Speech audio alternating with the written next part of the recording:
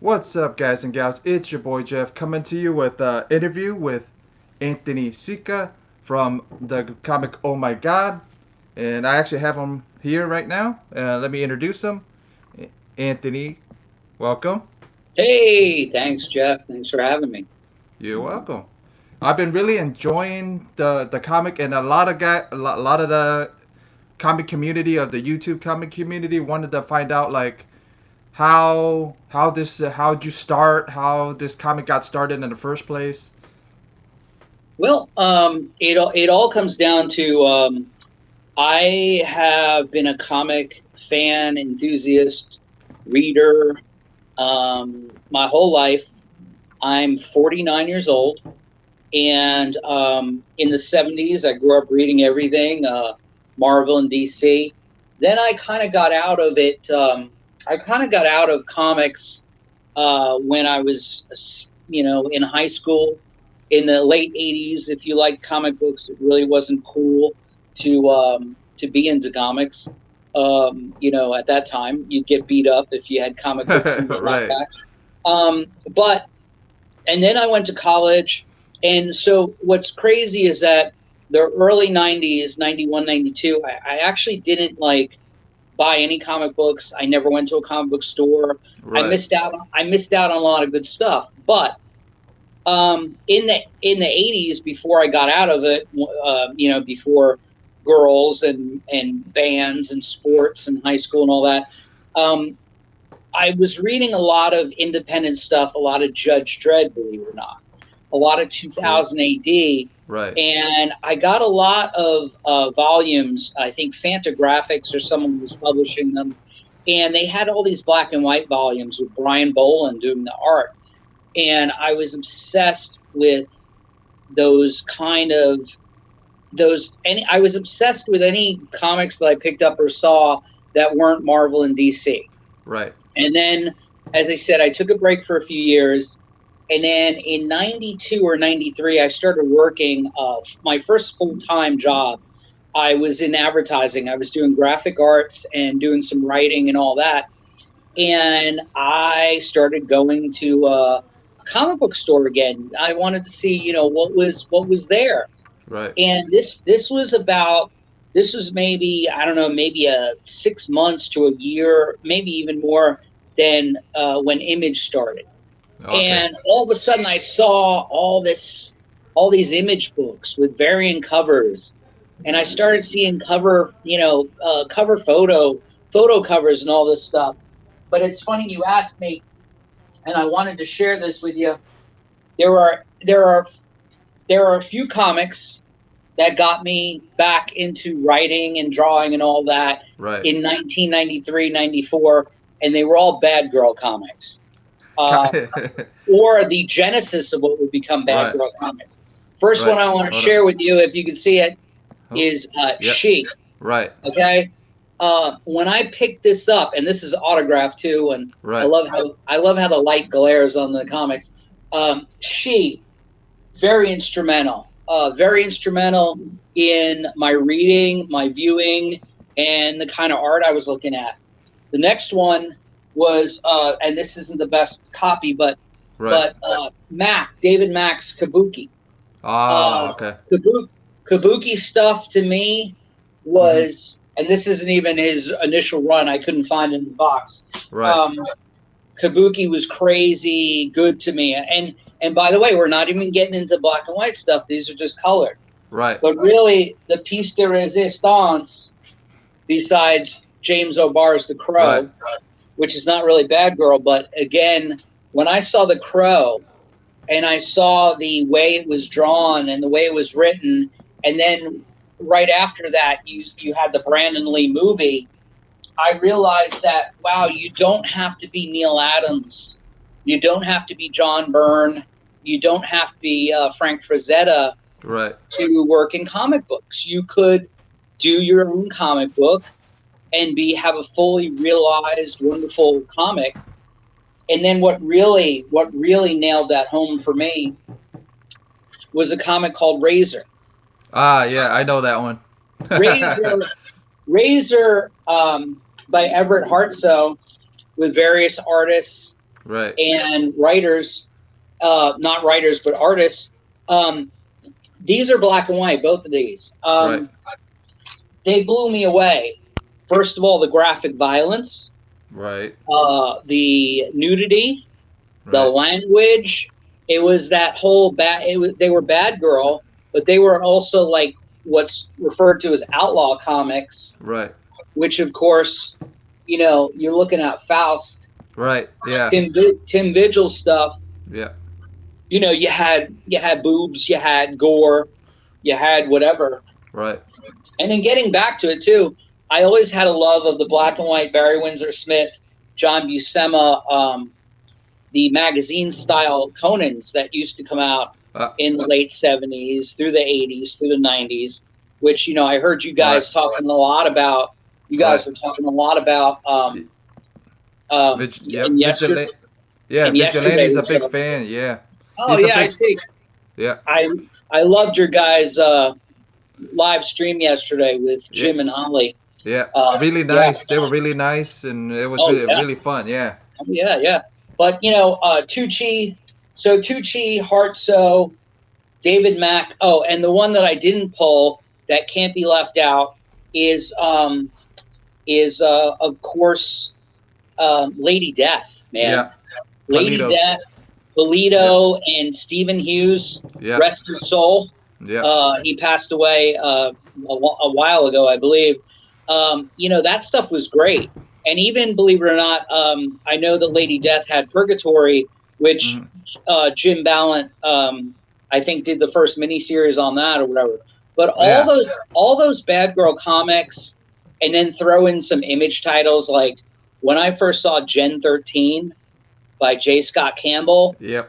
I was blown away. Now the miniseries was good, and Right. it sold a lot of copies. But when I saw that, when the actual series came out, and then later his work on Danger Girl and stuff, and if you're not familiar, anybody watching the show or yourself, Jeff, if you haven't read Danger Girl, looked at the first 7 issues, which I think is all there is, J. Scott Campbell was on fire. His stuff is amazing. I actually have black and white volumes of that stuff. Oh, But that's again, cool. really a real quick summary. The reason I brought up all these inspiring artists and writers is that in the early 90s, I looked at all these writers. I went to conventions and met Brian Pulido. Right. I met all the Image people, all these people that were doing it themselves. A lot of Chaos Comics people. And this was like 94, 95. I started writing my own scripts. Okay. Even though I had drawn through high school, and I took some lessons from a comic artist who used to work for DC, a guy named Lou Manna. He was an obscure artist who did like House of Mystery and stuff. I had the confidence not to draw, but just to write. Right. So I wrote all these original stories. I had a group book called The Enchanted. Right. They were very much like sword and sorcery, Dungeons and Dragons type stuff. I wound up pitching those at conventions and via mail to a lot of editors at Marvel and DC and Image and Chaos and Dark Horse and all. I did the rounds. Right. And what's so funny is that in 1994, 95, when I was pitching all these stories, all the editors and writers and people at the companies sent me letters back, or at conventions told me, we don't want your solicitations on your original ideas.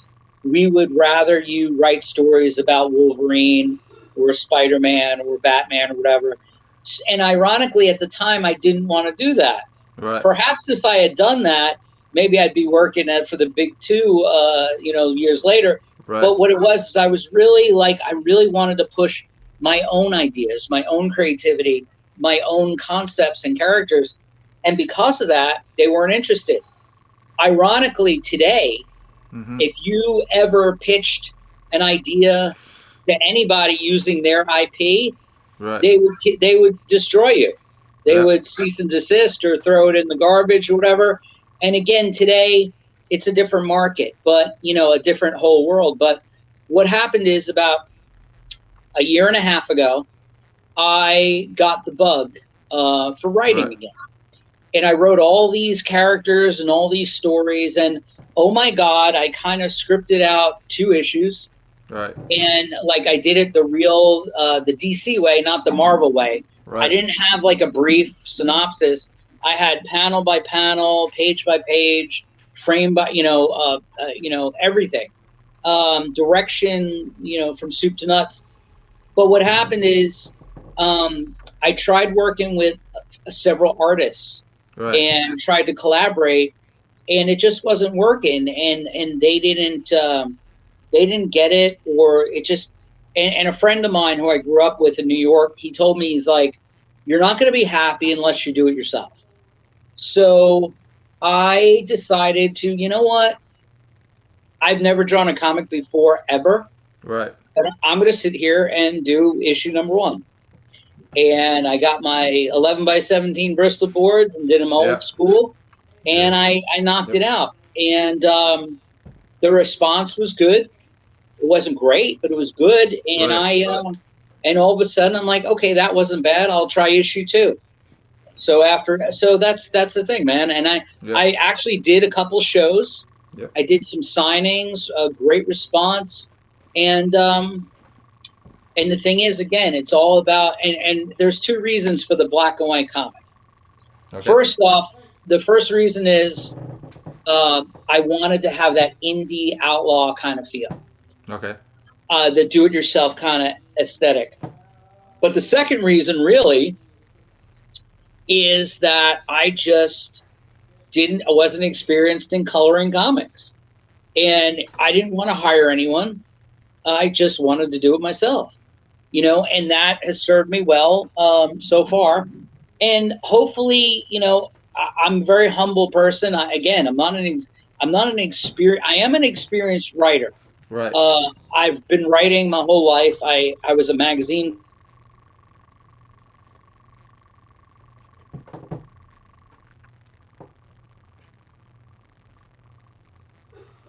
I don't know.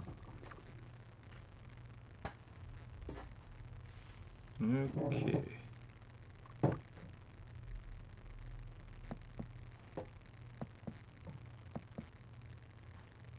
That's not good.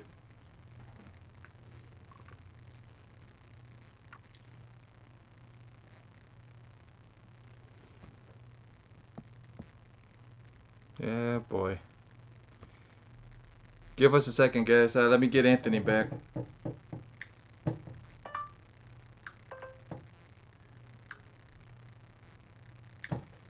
Anthony, you froze.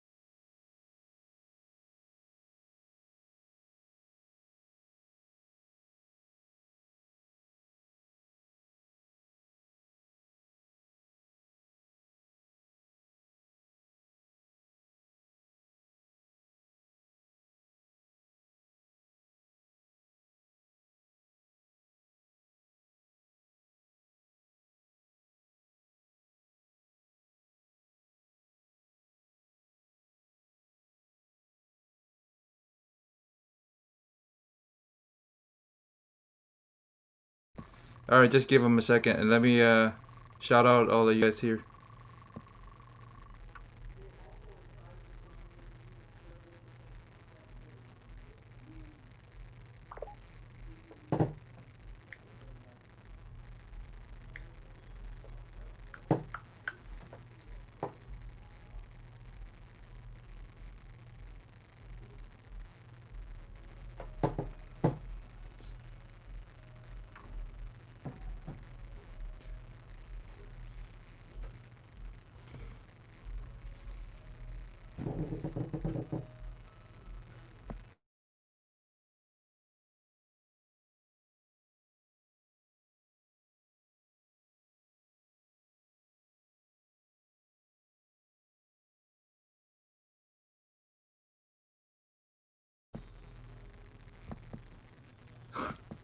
Doing that right now.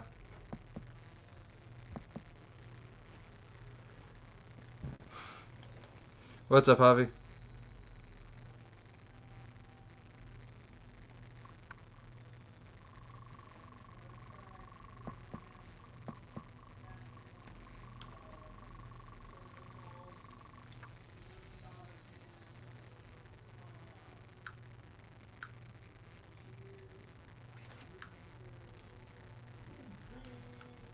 You're good. What's up, King Titus? Saying what's up to you guys since I didn't do that first. And see if Anthony come back. He'll come back. Just contacted him, so I'm just waiting on him coming back. What's up, boy? Splash page.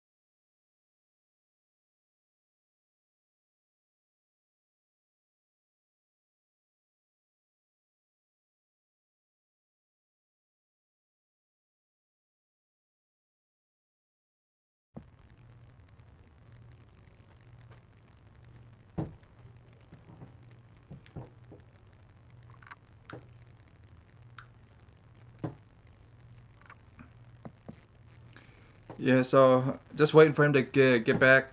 He's having a little bit of a phone issues, so but he'll be back. He'll be back in a few minutes.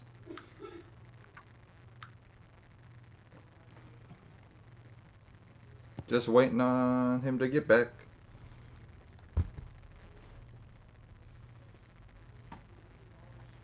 So since he's gone, if you guys want to see some art out of Oh My God, let me show you guys some art and see when he gets back.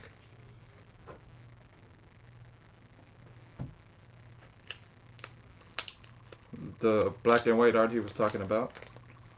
Actually, the new, you guys haven't seen the new issue. I've showed you guys that one. Some of you guys seen it, some of you guys haven't. So that's what it looks like inside.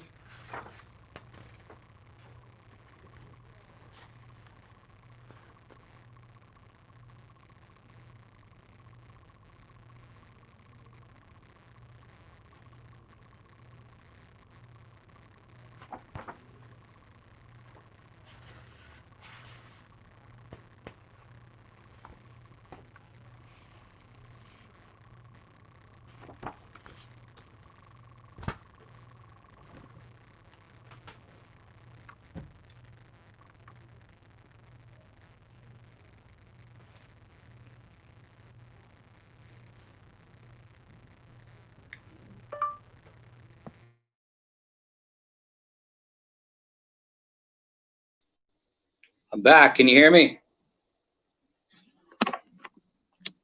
Yeah, you're good. All right. Oh man, terrible storm here. Okay, that's that. Kind of No, figured. no, it's thunder and lightning. Right. So the power went out. My router went down. That was it. So Okay. without Wi-Fi, I couldn't get back on and talk to you. But anyway, I don't know what I was saying, but but you know what? Right. I just decided a year and a half ago to publish my own comic books, Oh, okay. and we have Oh My God as a result. I got some more stuff coming up too. I got Misty Lee Warren, Yep. who's who's named, by the way, an homage to Warren Publications, who was Oh, that's cool. first people that published Vampirella Yep.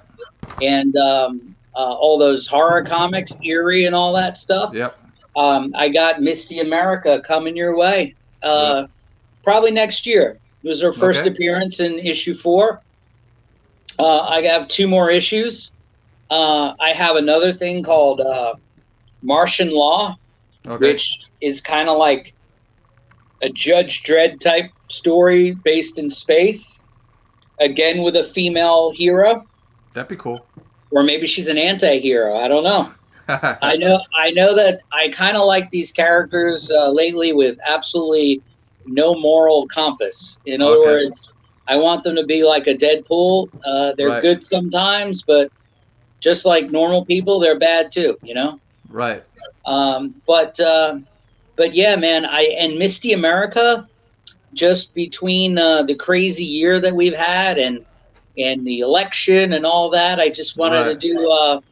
I wanted to do something really cool. I wanted her to be, super. Here's her first appearance. Right. Which you've seen. Yeah. In the new comic and Right. Misty America 2020.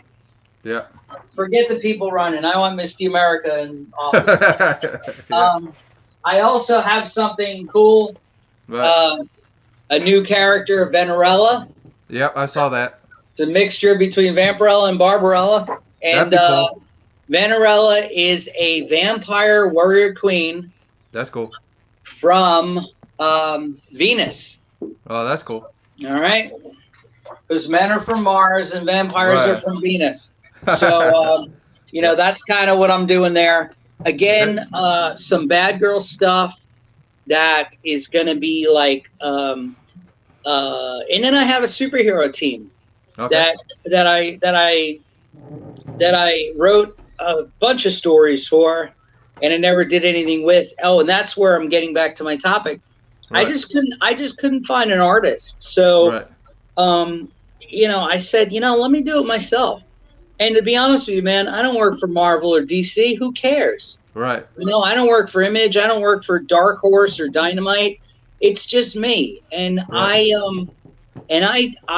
draw and write and create comic book stuff because I'm doing it for me only. Right. If anybody digs it, right, that's gravy. But it's just like when I was a musician. I mean, I played in cover bands my whole life, but there's a lot more satisfaction when you write your own music and you do your own thing, because then that's, their pure enjoyment is you're doing your own thing. Right. And people don't know it. But if they dig it, then again, that's icing on the cake. And I have a real job. I have a 9-to-5 job. I'm a creative director. I do design all day. I write all day. I do all kinds of cool stuff. But this thing is not how I pay the bills. Right. Would I like it to be? Sure.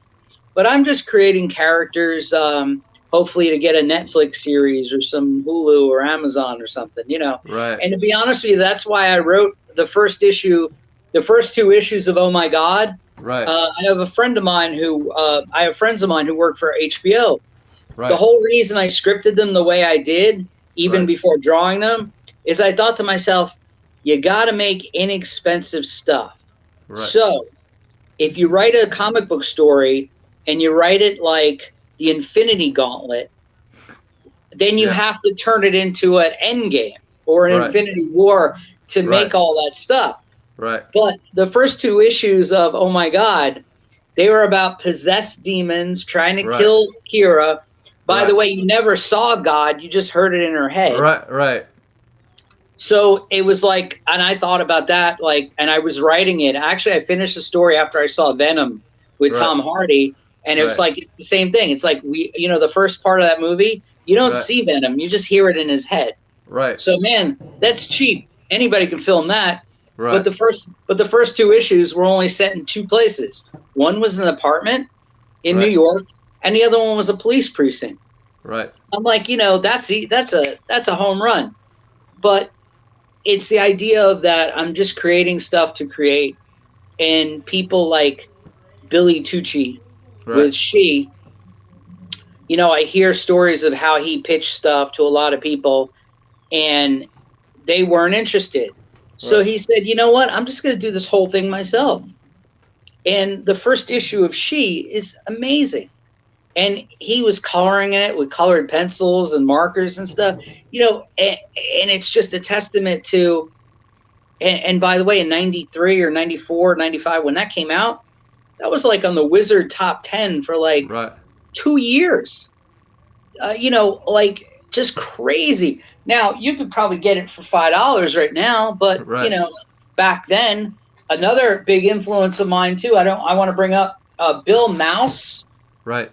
who did the book Mira X Uh-huh. on Entity Comics. Yep.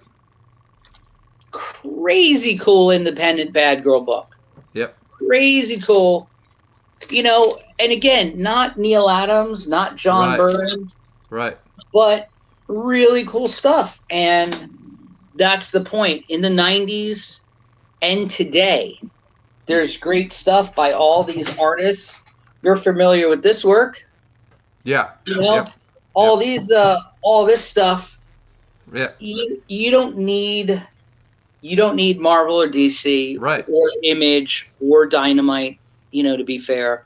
Yeah. Or And anybody. Jim and Holly started in '99, so Right. you know what I mean. And just like you, Right. I wasn't into tarot. I never found tarot until a few years ago, Right.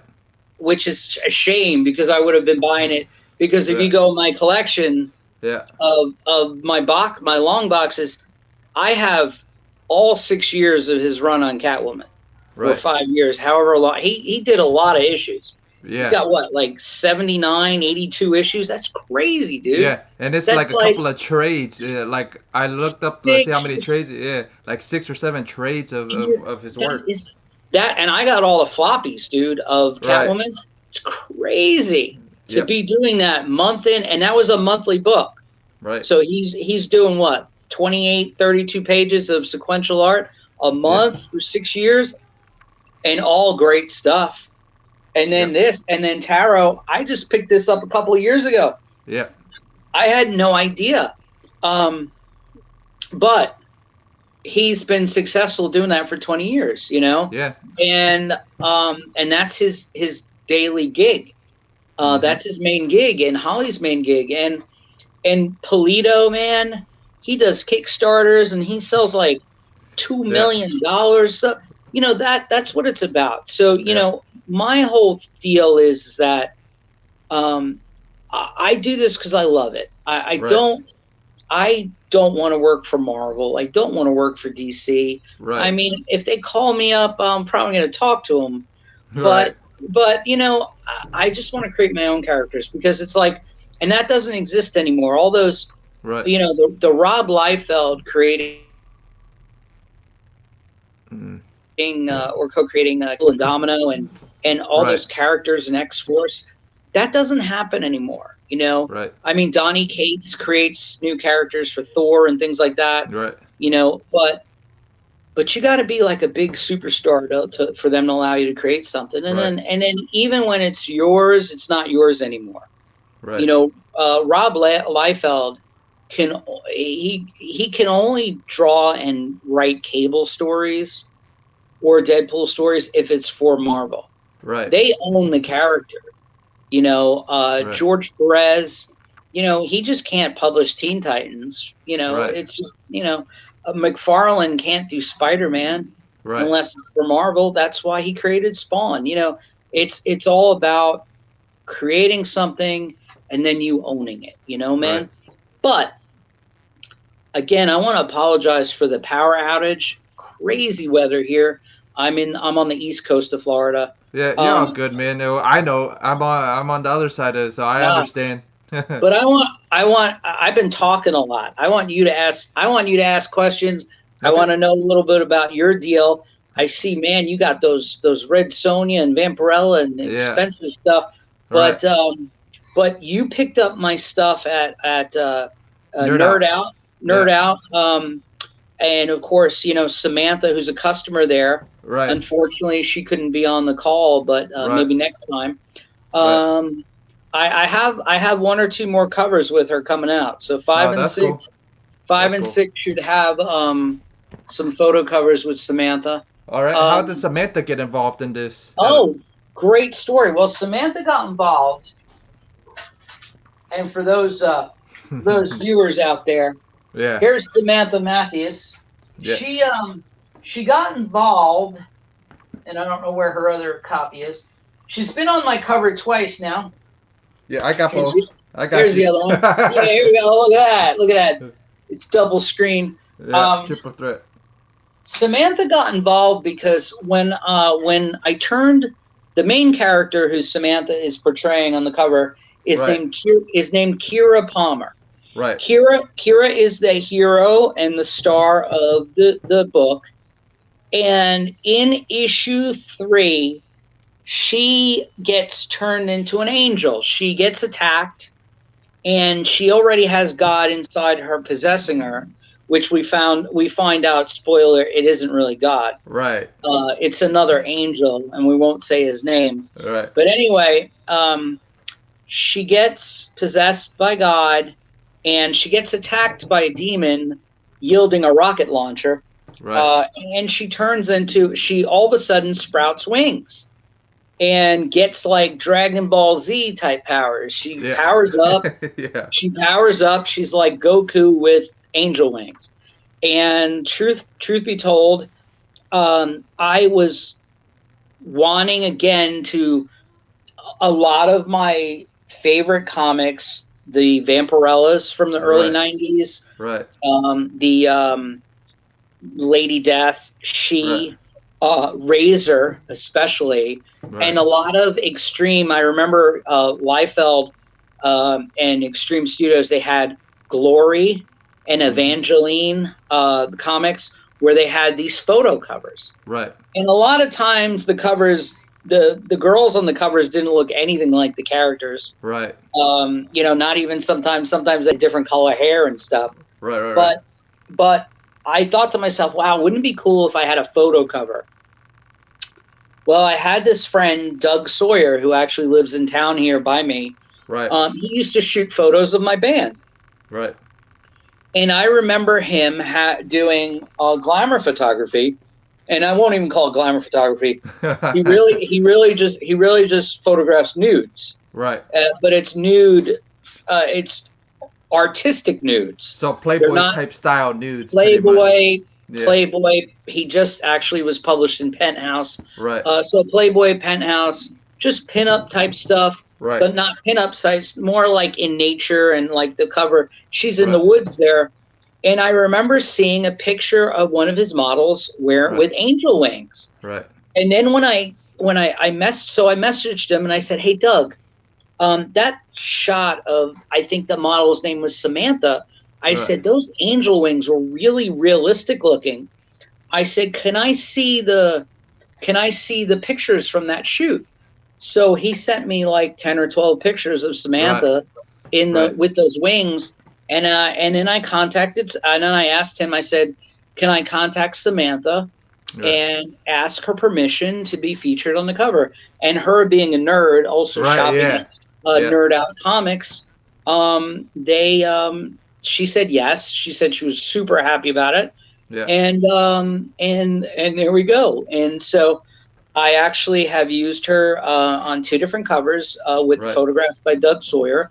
And she's going to be on the next. There's going to be another cover with a picture you haven't seen for issue 5. And in issue 6, I got to see. I may fool everybody and just have one cover for issue 6. I don't know. But she's definitely. I already have issue 5's cover with her finished, and I've actually started laying out issue 5 this weekend. I took 1 week off between getting the new book and starting the new one and another one, just because I want. I have the story in my head. When Right. I wrote Oh My God, I knew how it started and I know exactly how it ends. Right. But the last two issues, which have been done during the pandemic, Right. these last two issues, I drew them first with a loose idea of the plot and then filled in the dialogue later Right. because I thought there's no reason to write it out because I'm the guy drawing it. Right. And maybe, like I'll have a different opinion. Maybe this page will look better or look worse. And I'll just, I'll just do it. And for comic book writers and artists that are penciling and inking and writing themselves, I am not an expert, but after doing the first four issues, I can honestly say, don't box yourself in by your Right. story. Definitely be open.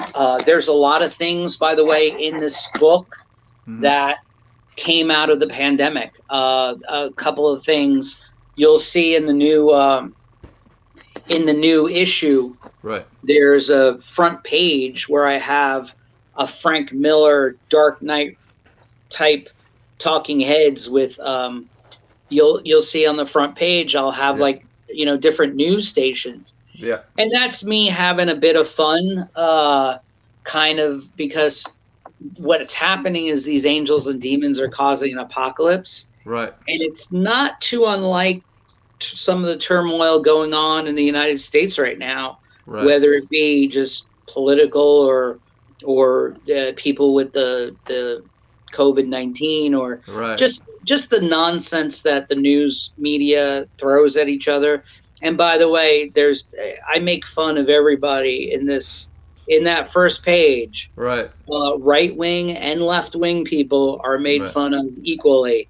I kind of stand in the middle myself, but again, there's nothing serious going on in my comic other than I like drawing women with big boobs. And if I had my preferences, I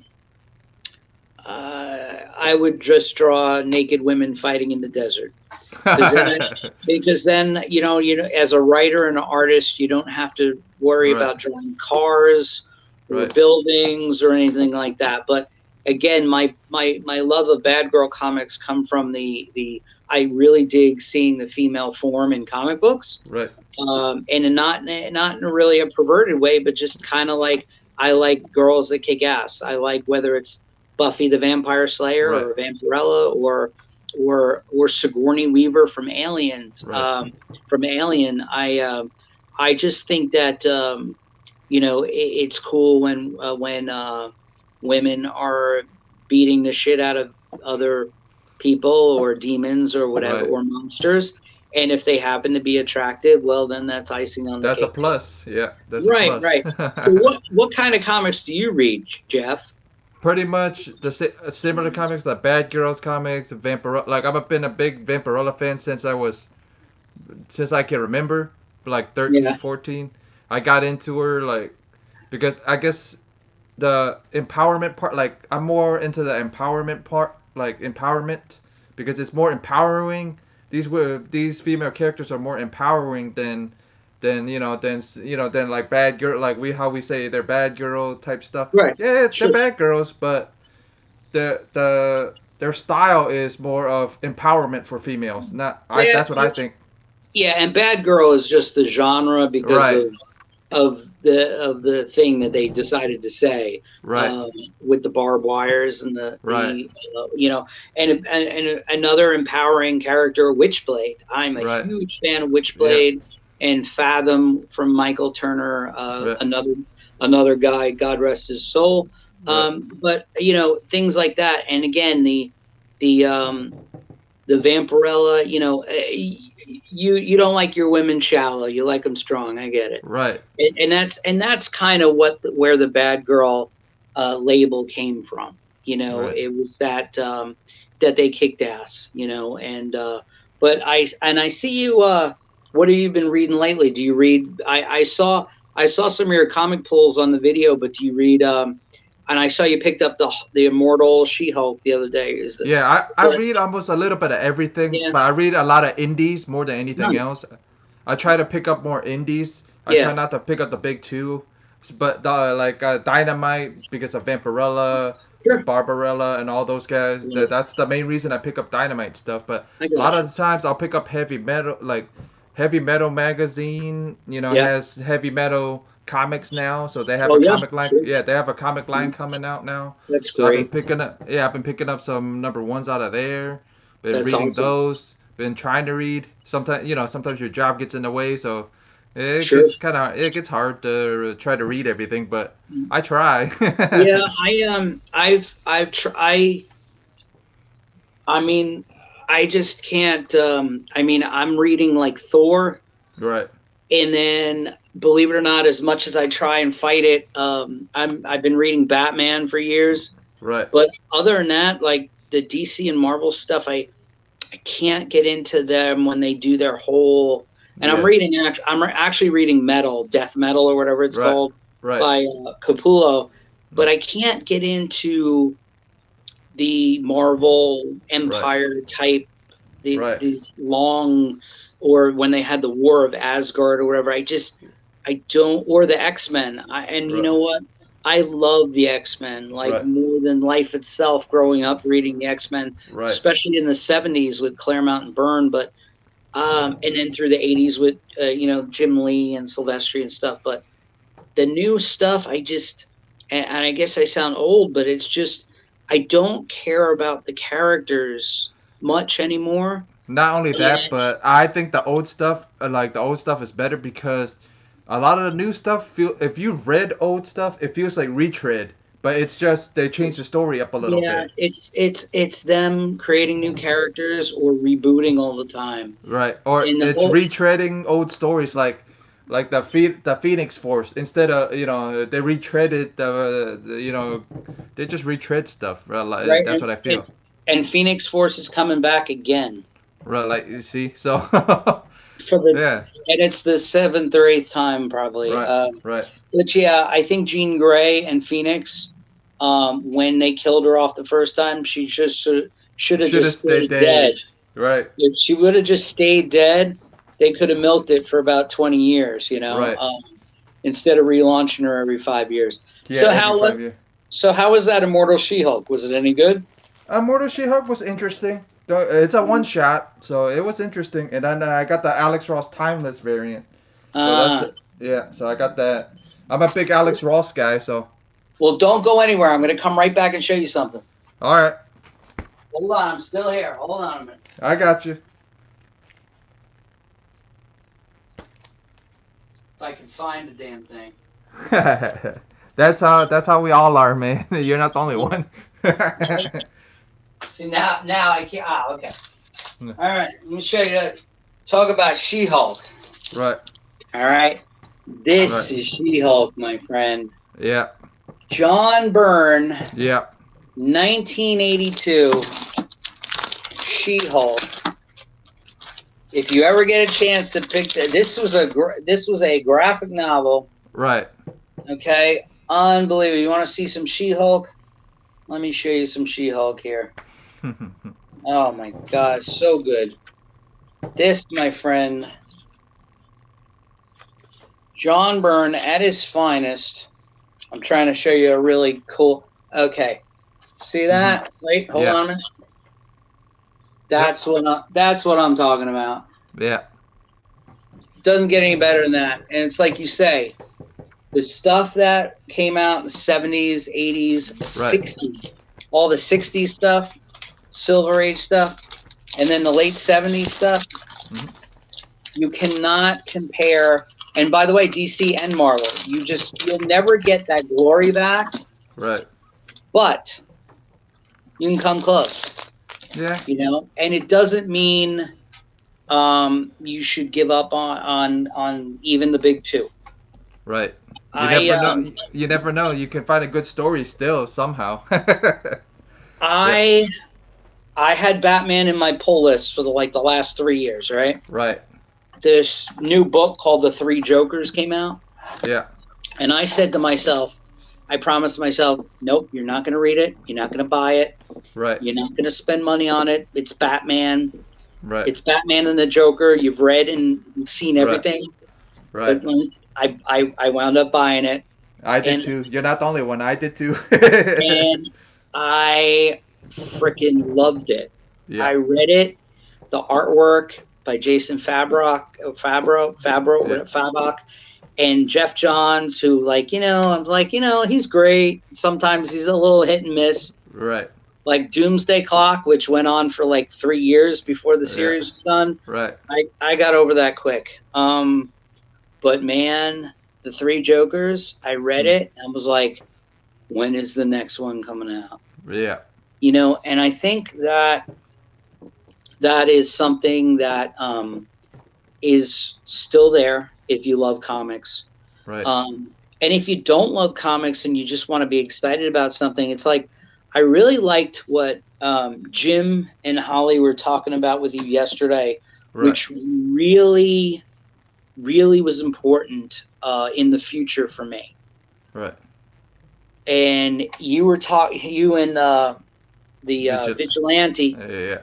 He said something like, "You don't have to collect every individual issue to know what's Right. going on.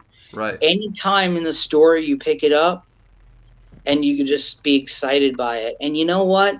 He's super right, because in the 70s and 60s, Yeah. the comics were like, had every issue had a story, Right. and you didn't have to necessarily get the next one to like continue the story. And I am going to take that philosophy to heart Right. when I start Misty America. In other words, when I do Misty America, and oh my God, by the way, unfortunately, if you really love the book, Mm-hmm. after issue 6, it's done. Right. Even though I introduced Misty in it, and Sorcerer Steve, and detectives Frank and Bob, they won't be in any more issues. That's it. Right. After issue 6, there won't be any more. Okay. But what's cool is Misty America, I'm gonna do like Jim was talking about, or Right. if you pick up a 60s Right. Jack Kirby, Stan Lee, Right. Fantastic Four, every story is like self-contained. Right. Or old Daredevil, or old Batman, or like if you picked up Brave and Bold issues from the 70s or even the 80s, I don't even know if they were in the 80s, but 70s or 60s, Brave and Bold, you'd have a story about Superman or Batman or Green Arrow, and it'd be one story in that book, and you wouldn't have to get, if you picked up issue 16, you didn't have to pick up issue 17 to continue the story. And that's the thing too that I thought of. Wow, it's like, again, I'm not an expert. I've just only been doing this a year. Mm-hmm. But with that said, I'm gonna make it so that if you picked up issue 4 at Nerd Out, right, you don't have to go back and get the last 3. You'll know you'll kind of know what's going on, or you'll just be excited for having that one issue. Right. And that's the cool thing about a lot of indie comics. I used to pick up, like, I cite Razor and She and all those as some of my favorite indie comics that came out in the 90s. I don't have every copy of Razor. Right. But I have enough to kind of follow the story. And there were some stories that went on for 3 or 4 issues, but there's a whole bunch of stories where they're only one story at a time. Right. And I think people used to write like that because they never knew if they were going to come out with another issue, or if they were, and I was pretty bold with my first issue of Oh My God. I kind of I had to do a second issue because it's like, this doesn't, the reader doesn't know jack about what's going on. But when I do Misty America, I'm going to purposely do one story per issue. Okay. And if you never pick it up again, it's okay. You got issue number 1, Right. But yeah, that's the thing, man. I actually was going to pick up the Immortal She-Hulk the other day. Yeah. But I said to myself, she's too big on the cover. She's too muscular. The Alex Ross was good, but the other one was too big. I don't know what happened. Yeah. Jen Walters has really been hitting the gym during the pandemic, apparently. Yeah. Which is fine. It's just I I prefer my 8 foot tall John Byrne. Right, leaner, John the Byrne. leaner, yeah, yeah, Yeah, I the mean, leaner look. well, that's the thing. It's like if you're gonna draw women, I think you should probably draw them sexy or not Hmm. draw them at all. And I don't mean to be chauvinist or misogynistic, but the whole idea about comic books is It's, you are drawing heroic figures right, that are maybe more spectacular than real life sometimes. right, And right, that's the whole point. And when you have a pencil and a pen, this is my budget right here. See right, this? This right, is my budget. right, I don't have to get money from a filmmaker. This is my budget. Whatever's right, in my pen and in my head. right. Um, you know, and again, Jeff, I don't know what you got. Any other questions for me? You want to know when Uh, the next issue's coming out? yeah, sure. All right, it's coming out between October 30th Okay, and November 30th. okay. Big Yeah. window. I've Well, just started. I yeah, just let's see. started. I just started working on it, Oh, and okay, I got some plans. okay.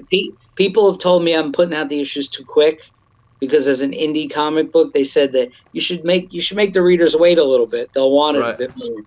But I don't know if that's the case. I kind of want right, to get the 6 issues done by next year and right. have a new project. So Right, that's understandable because the Jim and Holly's style is I think it's not every month they have something coming out. It's every 2 months they have yeah, something yeah, coming out. Yeah, so instead yeah, of it's bi-monthly instead of monthly. It's sure. yeah, so So yeah, so you got any conventions and anything coming in Tampa area that hasn't been not canceled? No. but all of it's on hold or either canceled or like there's supposed to be Spooky Empire in October, but I don't think Right. it's happening at all. So No, I don't think so. yeah, MegaCon getting hopefully yeah, it'll go off next March. right. Um, hopefully I might have a table. I might set up as an artist at MegaCon. I'm not sure. That'd be cool. Get And to then meet you in person. Get to yeah, meet you in person. I'm doing a show in January too, but it's Okay. over here. It's in Oh, central. It's in Central Florida. It's in yeah. DeLand. Boatwright It's got a question for you. Our yeah. one of our panel members on live stream. Yeah, did Jeff ask about the punk band? Yeah. Boatwright Family and Comics. Let me tell. And by the way, is Boatwright Family and Comics a store, No, or is no. that It's just a YouTube name. It's just gotcha? his name Jim, Oh, and okay, Jim. he actually did this. He actually Oh, did very this cool. back. He actually did this Yeah. thing back here. So Oh, very nice. That's yeah. awesome. Yep. That's his Well, art. Yep. that's very cool. You should Yep. hit me up. You could hit me up. Maybe we could do something together. Um, as far as you maybe drawing something for me. Boatwright Comics and Family. The punk band thing was just because I am a musician and I play in a band and I'm a fan of old school punk bands. So the Black Flag T-shirt came out of me liking Black Flag. And again, Kira, the main character in Oh My God, she's hip enough to not follow modern punk bands, but really dig hip old punk bands. Dead Kennedys, Black Flag, Misfits, all that stuff. And she wore a Black Flag T-shirt for the first 3 covers, and now she's got a Misfits shirt on Yep. for the next 2 covers. Right. And one of my characters has a Dead Kennedy shirt Right. on. There's some references to, and actually, what's funny? Totally unrelated to punk music. Right. Every title of every comic is based on a Bob Dylan song. Oh, that's So, cool. so if you'll notice, the new issue is called "Gotta Serve Someone." Right. The second issue is called "Tangled Up in Blue." Right. The first issue was "Blonde and on Blonde," which is not a Bob Dylan song, but Right. a Bob Dylan album. So they all have Bob Dylan references. My son is Dylan. My son's name is Dylan. He was named after Bob Dylan. I'm a musician and whatever. And Bob Dylan to me was the first punk artist Right. even though people don't think he's punk. He was so do it yourself back then and so independent that I kind of lump him in there. But yeah, old school punk hardcore, Boatwright Family. Maybe I'll throw some Fugazi in there. Maybe I'll again. There's a Dead Kennedys reference. Maybe I'll have some um, Fugazi's original band, the guy from Fugazi that escapes my brain right now. But anyway,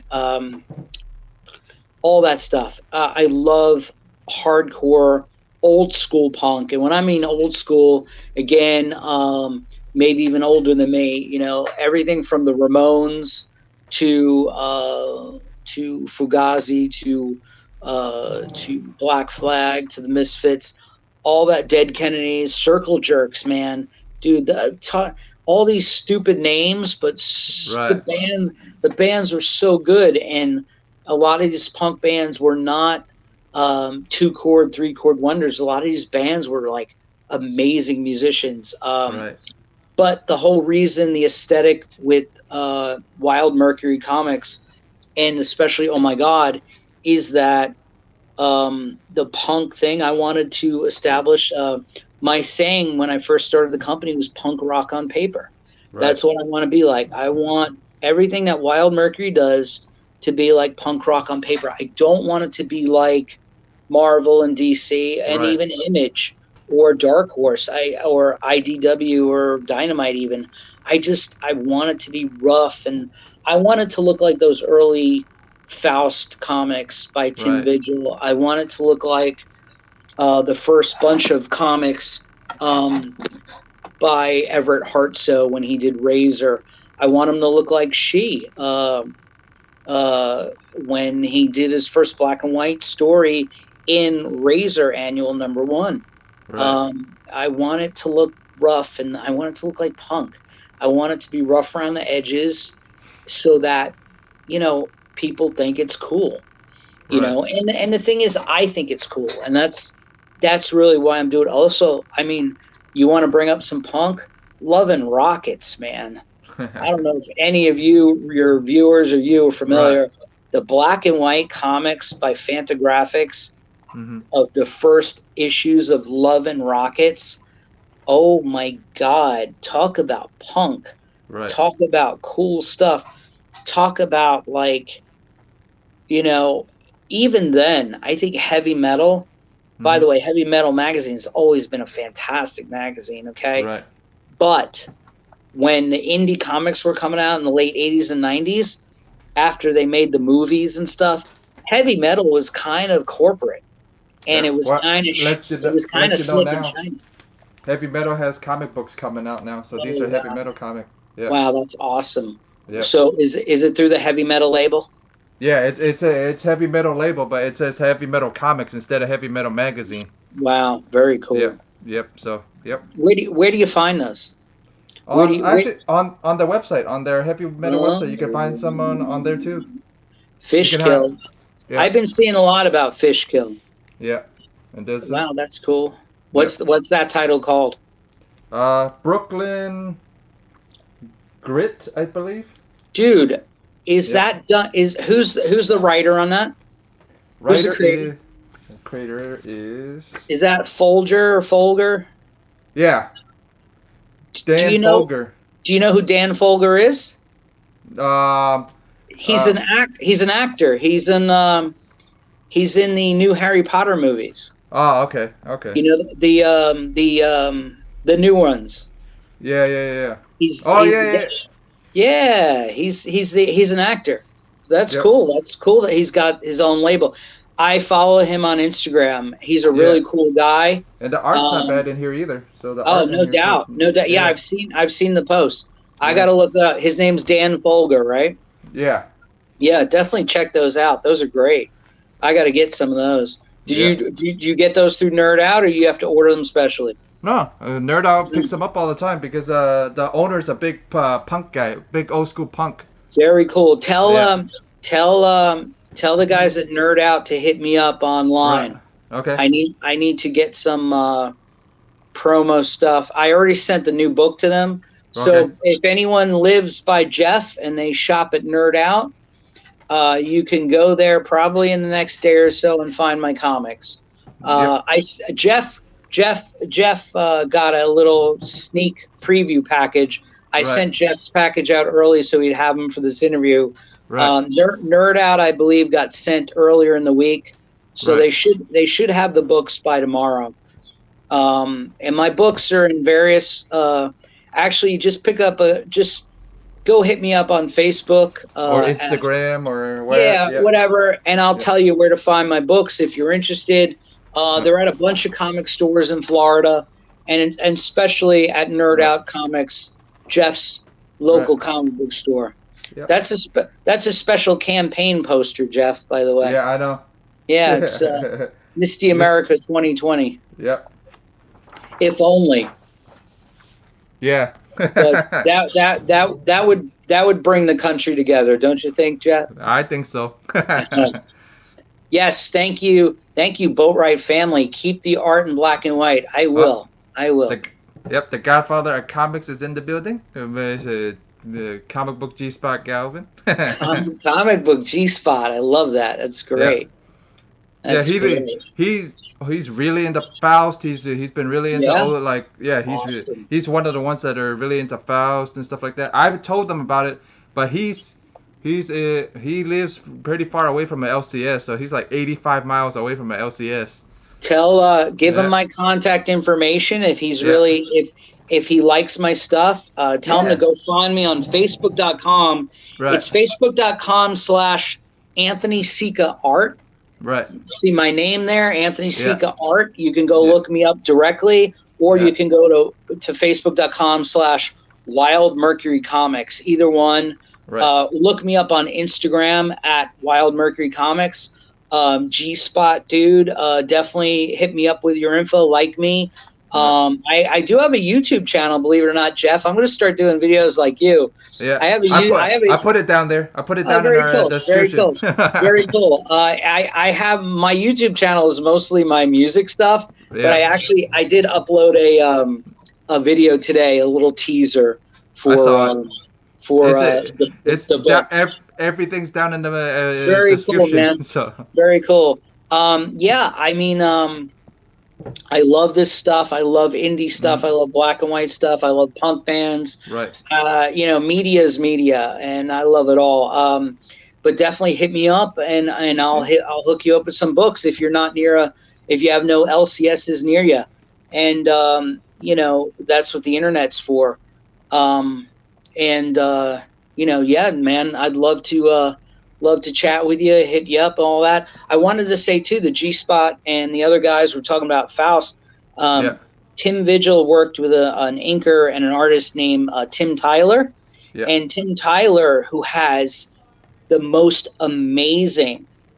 He's got a book called Fiends, Fiends, and it looks just like the Eerie comics from the 70s. A lot of black and white stuff too. He also has this book called Bolt, and he also has this character called Dark Reign. Dark Reign, spelled Reign. Please look it up. Tim Tyler's a friend of mine. He actually lives in the same town as me. Cool. I owe him a lunch during the pandemic here. But Tim Tyler was an inker on Razor, and he also worked with Tim Vigil. And Tim Tyler's stuff, he's got Mutant Football League, he's got Bolt, he's got Eerie comic kind of homage called Fiends. Definitely look him up online. Tim Tyler, Tyler. He's on Facebook and everything, and he's on Instagram. His artwork makes my artwork look like poop. But you know what? Art is subjective.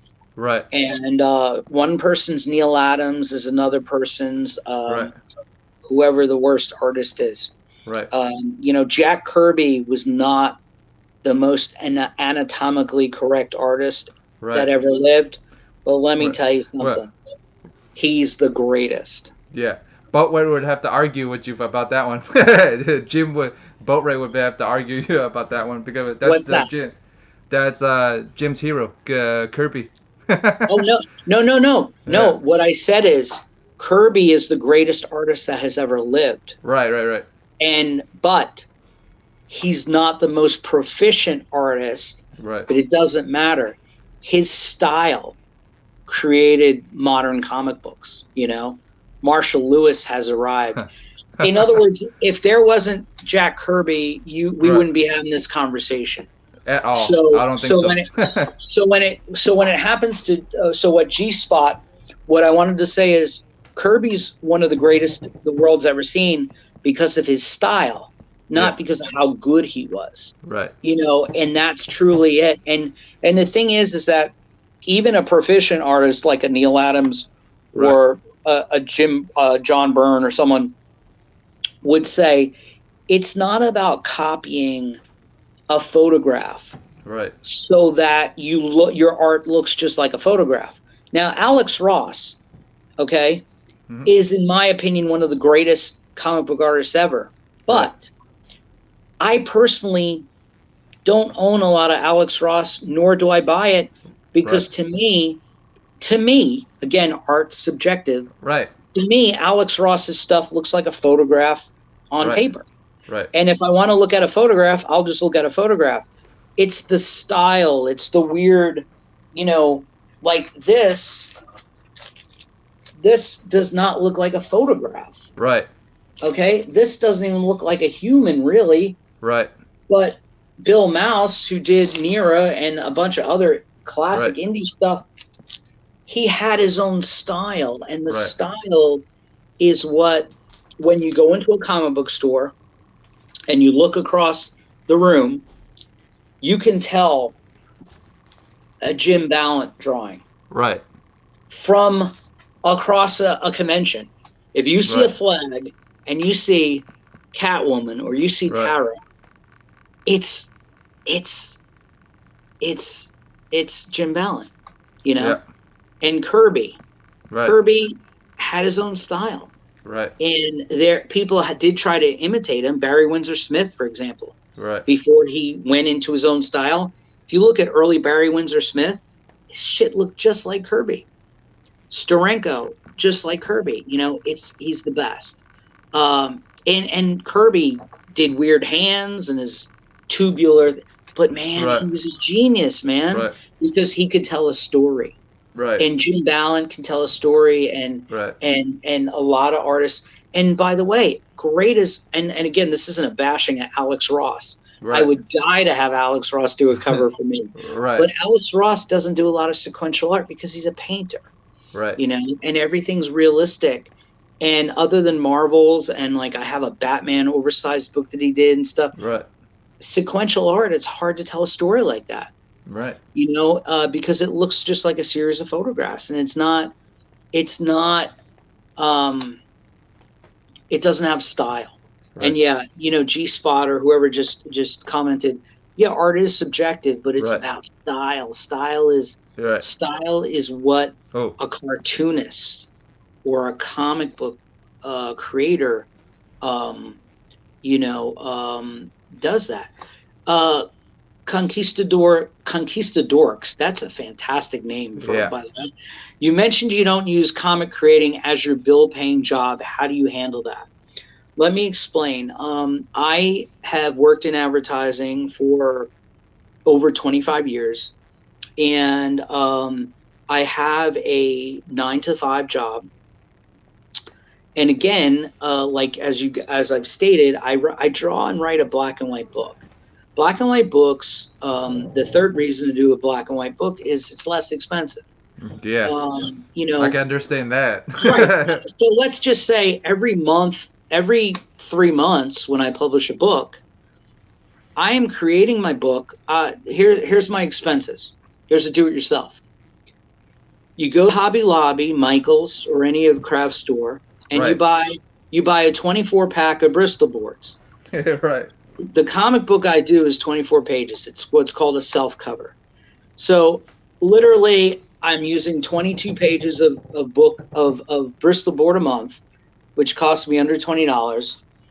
I have to buy a shitload of pens and brushes. Right. And then I do the whole thing myself. I write and draw it and letter it, and I do everything on Bristol board. I do everything on Bristol board. Right. Okay. Right. And then I scan all the artwork in. It's all done on Bristol board. Everything. It's all me. I'm drawing the everything. So I'm not paying anybody to edit. I'm not paying anybody to letter. I'm not paying anybody to draw. I'm not paying anybody to color. And then at the end of the month, you know, I take it to the printer, and I take some advance orders.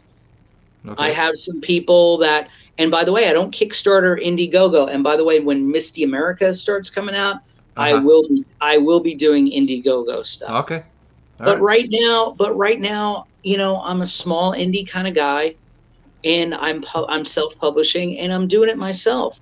And yes, is it some money out of my pocket? The first couple of issues were, but now I'm raising a good between $300 and $400 and $500 before I go to press with just advanced orders and orders from stores and things like that. And I'm paying for it. And now, am I making any money off of it? No. Last year, when I did shows and I do commissions and stuff, when I set up at a show, I can't, you know, if you come to me and say, hey, I want a cover sketch of Wolverine or Spider-Man or whatever, I can do that shit. You know, I can knock it out. And I don't charge a lot, like $25, $50, whatever. I've also sold some original art. There's a friend of mine who's featured on issue number 2 when I did the X-Men Days of Future Past homage cover. A friend of mine's featured on the cover as one of the frames. And some of the characters are named after friends of mine. B.J. Smythe, Detective Smythe, and Bob and Frank. Bob is my father-in-law, one of the detectives. And Frank is a friend of mine that I've had for 25 years. But the thing is like some characters, some people, they'll throw me $50 here, $100 here, $25 here. And it goes into a little kitty. And I save up. And every 3 months I go to press and I print it myself. And when I mentioned that I was in advertising for over 25 years, the reason I said that is because I'm friends with a lot of printers. Okay. And I've sent printers a lot of work over the years. So the particular printer I use, let's just say I get a better deal than most people would. Okay. But if anyone out there is interested in printing their own comic book and they don't want to go through a big company, email me sometimes and I'll give you advice. I'll tell you people that I know. And believe it or not, you can print, you know, between 300 and 500 comic books every issue. And by the way, that's where you keep it down too. I'm in about 12 stores right now. Next year when Misty America comes out, I hope to be in hundreds of stores. But for right now, I'm in 12 stores, and you can buy my stuff from me direct. And I'm not, you know, and by the way, as of this week, I'm going to have Oh My God in a store in New York City. That's cool. And Staten Island, New York, at Jim Hanley's Universe, or JHU as it's known now. And that's a historic comic book store. It's not as big as Midtown. But in the old days, that was the big store in the New York area where I'm from. As of this week, Oh My God will be there. And cool. And by the way, not just the new issue, but all 4 issues. That's cool. So that's what I'm getting at. You can do it yourself. And again, that brings back to the whole punk thing. It's really rewarding when you do it yourself, because at the end of the day, any reward that you get is all yours, and at the same time, any blame you get is all yours. You know, if my book sucks, or people tell me it sucks, I have no one to blame but myself. And if people like yourself like it, I'm freaking happy. I'm on YouTube. I'm on YouTube right now talking to some dude in Tampa who's got one of my posters of my book on his wall. I mean, how good is that? That's super cool. However, if I wasn't talking to you, Jeff, I would still be looking at my own comic book while I'm taking a shit, saying, this is kind of cool, you know. But I mean, it's great. I mean, it's a good thing if that's what you like. Right. And if you're not a writer and if you're not creative, just enjoy the comics for what they are. Don't think too much about them. Right. Because honestly, although we've spent an hour and a half hour talking about Right. them, they're Right. just comic books. They're Right. not like curing cancer. They're not Right. like, but you know what? They get people through tough times, and Right. they're a good companion. And Yep. whether you're a kid or whatever, Right. whether you're an old dude like me, you know, it makes you happy, and whatever makes you happy is good. Well, Whether it's music or film or comics or sports, right. you know.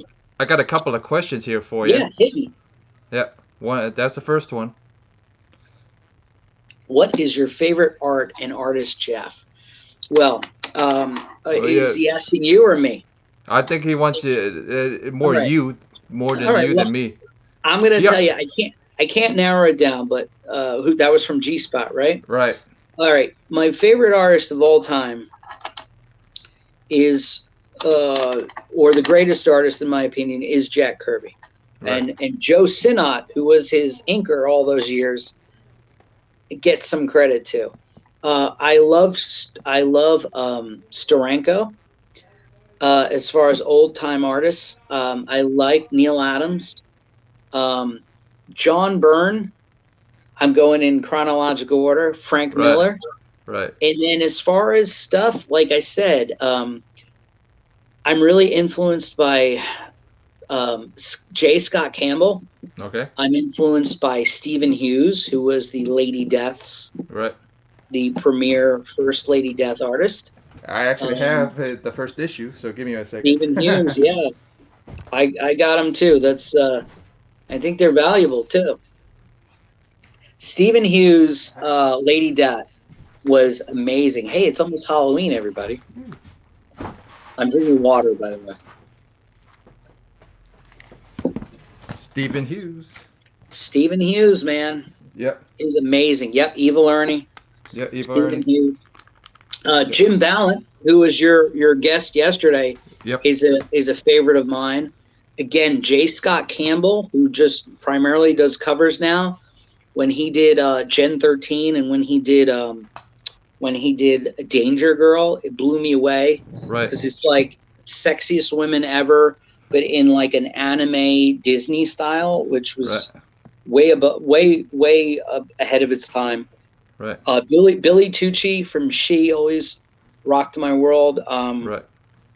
David Mack, Kabuki, and then everybody that drew, and Tim Vigil. Like I said, Right. like I missed a lot of Tim Vigil's work when it first came out. I'm a recent disciple of his stuff. His inks, his black and white stuff is amazing. And then again, the usuals, the John Burns, the George Perez. You'll see a lot of George Perez influence in my Devil that I Right. drew I in. saw. Yeah. The devil I drew in the recent issue of, especially the very last page of the new issue, Yeah. the one with the devil when he's wearing the loincloth. Yeah. Let me tell you, I use no reference when I draw ever, by the way. If it's not in my head, I don't know how to Right. draw it. But if you look at that's like Trigon from the 80s Titans.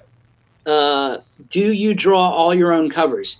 Yes. The only covers I haven't drawn in the first 4 issues is a variant cover, Uh-huh. which was done by It's a friend of Yeah. mine This one. named Yep. Daniel Driscoll.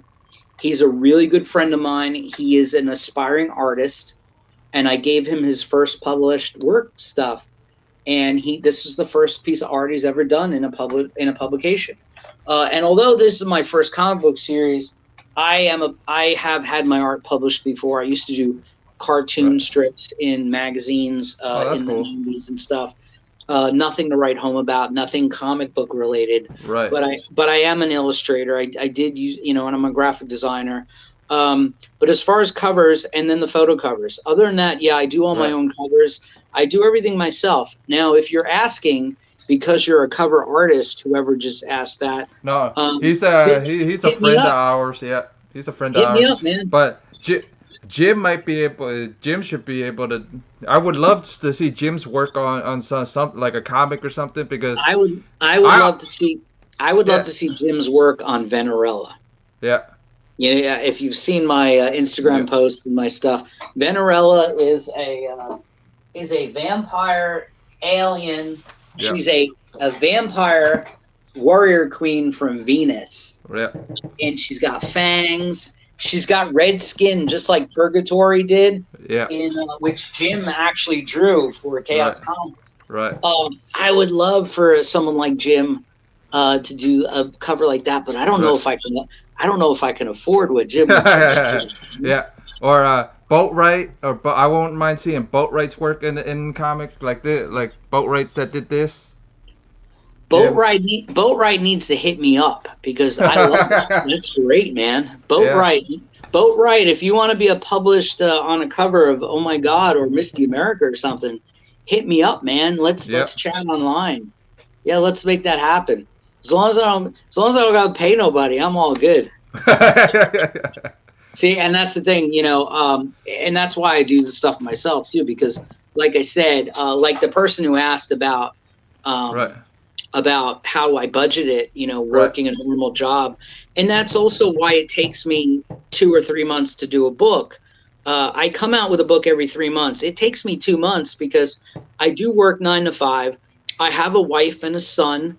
I have I mow the lawn just like everybody else and do all the normal dad, husband stuff. But and also inspiration-wise, I'm not getting a check from Marvel or Image or DC or Dynamite or IDW or anybody really, or Heavy Metal Comics.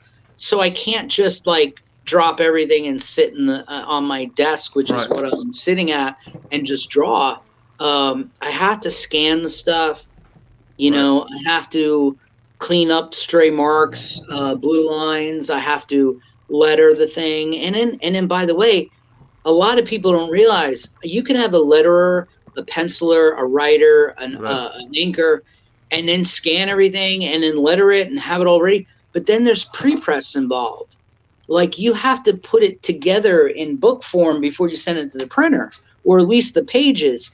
And what I mean is you have to have the masthead and you have to have the right resolution. And again, Jeff, that's where I bring up the idea that like I told you, I have 25 years of experience as a graphic designer. So I'm able to do all that in 2 days. After I have the book all done, my rough part is the drawing it, sitting down and even the penciling part's like that. It's the inking part that, oh my God, I've never done it before. So I'm doing it for a year and I'm learning. And to be honest with you, every issue, I think I'm getting better. If you look at my first issue and you look at the new issue, there's a big difference. Some of it, I think I'm getting worse. I'm actually, I'm adding more detail because I'm trying to be like a Tim Vigil or a Tim Tyler or a Neil Adams or whatever. And also, it's the worst thing when you read a lot of comics before you do a comic. Yeah. It's like a band listening to records before they go to record an album. Because I'm thinking to myself, oh, what would Rob Liefeld do, or what would George Perez do, or let me do this cross hatching because this is the way, or this little space gun. Let me draw it like Jack Kirby. And guess what? I'm never gonna draw like any of those people. So the key to life is just draw like you draw, and that's it, man. I can't I can't take this She-Hulk by John Byrne and put it down and try to draw like John Byrne. Right. It's not going to happen because it's not like we have different hands. Right. It's like trying to play music and you're in a cover band. You could be the best cover band in the world, but you're not going to sound exactly like Led Zeppelin. You're going to come close. Right. But that's it. Tell Comic G Spot I will answer his Instagram message when I get off this YouTube thing. Okay. But anyway, yeah, I mean that's it. I'm glad I met some cool cats today. Right. If there's any more questions, throw them my way there, Jeff. Yeah, I got one. Where did Where did the name for the comic company come from? All right. Yeah, very cool. Wild Mercury. Believe it or not, remember I told you that each issue has a Bob Dylan theme? Right. Well, and by the way, that's just in name. Right. There's nothing to do with Bob Dylan. But Right. Right. I used to perform a lot of Bob Dylan songs because I used to be an acoustic act too when I lived up in New York, and I was a huge Bob Dylan fan of his poetry and stuff. When someone was reviewing, or when someone asked him a question about his double LP Blonde on Blonde, that was like his famous record that came out in the mid 60s. It was like Right. it was one of the first double LPs ever, by the way. When he put that out, they asked him if he could describe the sound, and he said it has this wild mercury sound, this wild thin mercury. And wild mercury, I just thought was cool because remember, I'm old enough to remember that every thermometer had mercury in it. I remember that, yeah. And you used to stick the mercury thermometer in your mouth or Right. or up your ass to take your temperature. Right. And to be honest with you, the idea that it had this liquid in it that was fatal to you if you got it, like if that thing broke in your mouth and you drank mercury, you'd probably die. Right. Well, that whole wild mercury is the idea that mercury is fluid and wild. Right. And the whole reason that Bob Dylan used it and the reason why I use it is wild mercury means that mercury, when people say that person is mercurial, the definition is that they're always in the change. Right. And the whole thing of wild mercury is that I always feel like I'm in a state of change and I can change my opinion about my artwork. Right. And if one day I'm into black and white comics, just making them, maybe a year from now when I get better at doing it, I'll color the comics. I don't know. But the idea is wild mercury means it not only is it wild, meaning that you can't be tamed, which again is the punk on paper kind of thing. Right. Mercury is just that it's always flowing. And also the wild mercury logo, which is a W and an M. Right. If you notice, the two letters are the same letters. So, see that? No matter how you turn them. Right. All right. So, wild mercury, I just like that it was the W and the M. So, it's like whether it's Wonder Man or Weight Watchers or whatever. I like W's. W's look cool. Okay. So, wild mercury, when I had and wild mercury was always my Gmail name or whatever. So it was like the Google. And so I just that's a good name for a comic book company, Wild Mercury. And another reason was I was going to make a bad girl comic with a character named Mercury. Right. And she was going to be a speedster, like a female Flash. Okay. So I still might do a comic about her. I just haven't done it. That's cool. Well, let's see. Anything else? Any more questions? I don't see any, but since G-Spot's on here, you can tell them yourself. Comic book G-Spot says good stuff, my brother. All right. Now, do you know the comic book G-Spot personally, or do you just? Oh yeah. Okay. Yeah, we're friends. We do a late night show at like midnight his time. East Coast time is 1 o'clock, so it's 1 o'clock our time. well, do me a favor, Jeff. If you ever want me to jump on these shows with you again, I'd love to.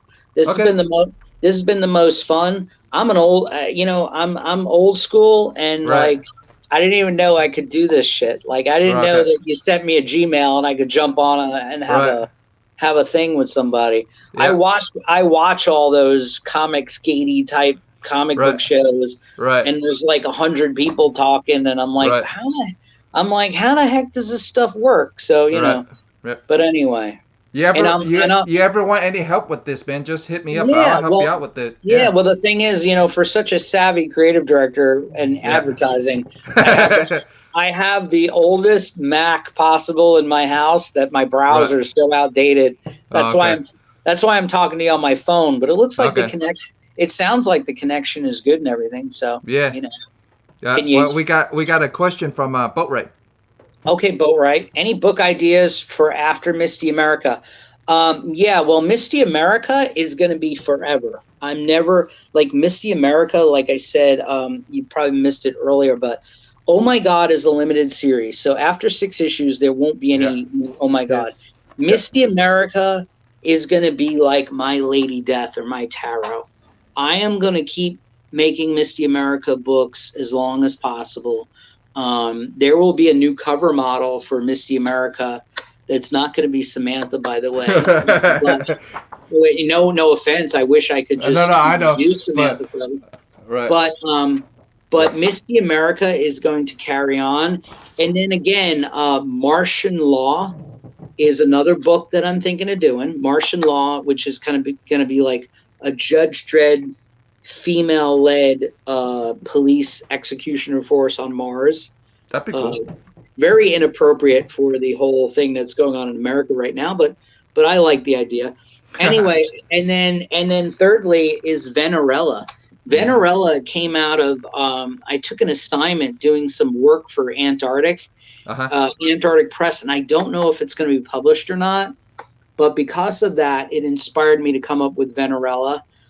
Totally before talking to you, by the way, with the whole Venerella thing. Yeah, I yeah. really, it wasn't even in my mind. However, Venerella was kind of inspired by Barbarella, That's cool. and it's just a vampire queen, sexy, half naked vampires from Venus who have space stuff going on. Right. I want to do some space stuff because I'm tired. Like even the Mars book, I'm Right. just tired of like stuff where I'm tired of stuff that you have to reference like cell phones and Right. Right. cars and skyscrapers and stuff. Right. Like I said, my and yeah, boat right. I want to do a comic that's desert naked girls fighting in a desert. That's really all.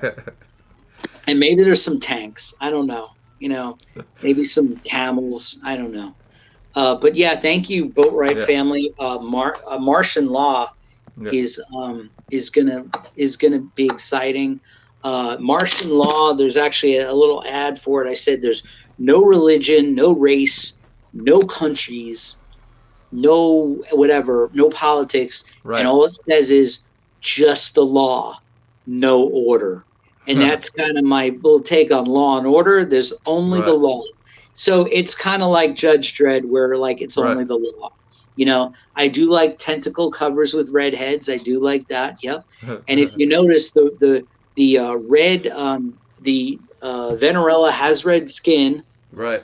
and she has kind of hair, but it's very like it's like the chicks from Star Wars: The Clone Wars, where Right. they're Right. like Right. they're kind of like hair, but they're not hair. I don't know. I hate drawn hair.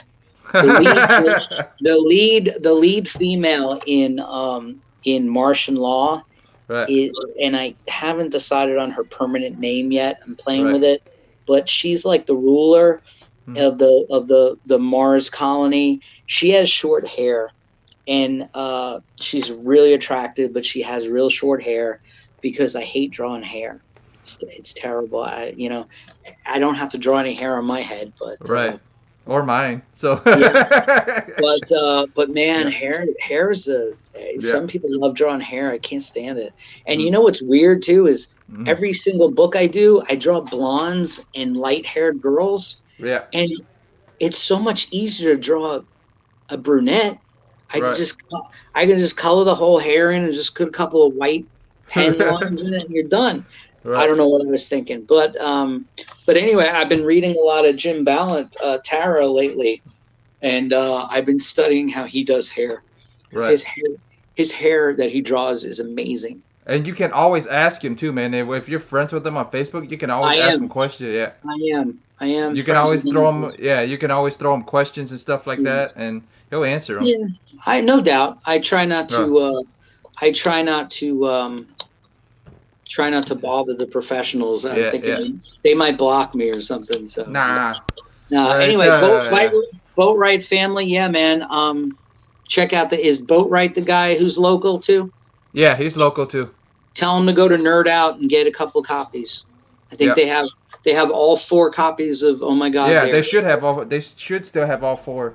Yep. If I got to, I'll go over there, pick it up, and they're friends of mine. Yeah, Anyway, they're all friends of that's mine, fine. anyways. And Yeah. I sent them. They should have issue 4 Right. either tomorrow or at least by Wednesday, Yeah. by comic book Bye. day. Yeah.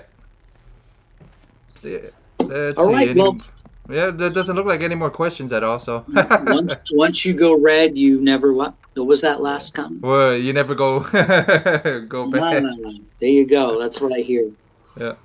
Yep. Yep. Red. Yep. Yeah. Red. Sexy aliens from Venus. Yeah. And she's a warrior queen too, Well, whatever that means. I wouldn't mind They you can, showing her off again, showing that oh, yeah. yeah. Yeah. Here's Yeah, the character he was talking Venerella. about. Oh, there Yep. you go. Yep. Venerella. And if you go on my Instagram or my Facebook, Yeah. you'll see another image of her that I did. She has tentacles, not Right. tentacles. She has antenna Right. in this picture. Right. And that other picture that I have of her where it's just her headshot, I Right. don't have antenna on her. So I'm thinking maybe does her antenna grow when she gets excited? Or maybe that's a weapon. I'm thinking, wouldn't it be cool if she doesn't have antenna coming out of her head all the time? That. Yeah. Like, Marvin the Martian, his antenna is there all the time. Right. And so is the woman from Guardians of the Galaxy. Yeah. Which, by the way, nice trivia fact. Thank you, Boatwright family, for watching. A nice trivia fact is the woman, the character from Guardians of the Galaxy, Yeah. whose name escapes me right now. Oh, Manta. Gamora. Manta. Okay. Yeah. Manta, who is like the latest Guardian. Yeah. Do you know that she's like the oldest character in Marvel? That's, like she predates all those characters. Manta was in like a 60s book, either Fantastic Four or Avengers. She's from some Silver Age. Her first appearance is like way back then. Right. Predates all the Guardians and Adam Warlock and all that stuff. Right. So I just think it's funny that they're using her as a newer character when in reality she's like one She's of the oldest. old school characters. She's an old school Stan Lee Kirby character from the 60s. So it's very cool. But anyway, if there's no more questions, I think we should probably build it, man. Yep. We don't got any more questions or anything like that. Yeah, we can end it now if you want. That's great. Well, yeah, and definitely, Jeff. Anytime